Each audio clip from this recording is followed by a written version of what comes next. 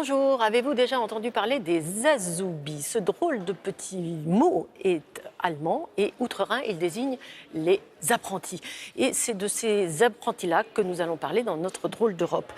Pourquoi? Eh bien parce qu'avec des dizaines d'années de retard sur les Allemands et sur les Autrichiens, ils sont désormais au cœur de la lutte contre le chômage des jeunes en France et dans toute l'Union européenne.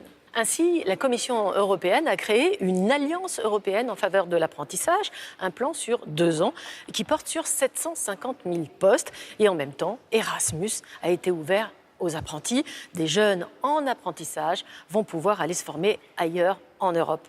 En France, la semaine prochaine, le MEDEF va lancer une campagne de communication pour redorer l'image de l'apprentissage auprès des élèves et des entreprises. Enfin, le Premier ministre prépare une réforme du système pour le rendre plus attrayant. Les rémunérations vont être plus intéressantes. On va leur offrir de l'argent pour passer leur permis de conduire. Et puis, le député européen Jean Arthuis a reçu pour mission de booster le nombre d'élèves qui vont pouvoir profiter d'une formation d'apprenti à l'étranger via le dispositif Erasmus Pro. Pas trop tôt, me direz-vous, sauf que rien n'est simple dans notre drôle d'Europe. Nous nous jetons corps et âme dans cette solution miracle au moment même où dans le pays leader, l'Allemagne, l'apprentissage ne fait plus recette. 47 000 postes d'apprentis n'ont pas trouvé preneur l'an dernier contre seulement 17 000 il y a 10 ans.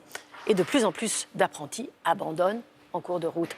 Le sentiment qu'on les exploite monte et cette mini-révolte des Azubi a même été porté par le SPD durant la campagne électorale.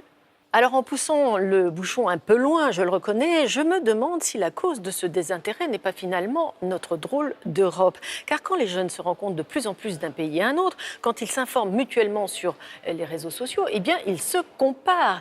Et quand les Allemands voient comment les apprentis français sont et vont être chouchoutés, ils se disent « pourquoi pas nous ?»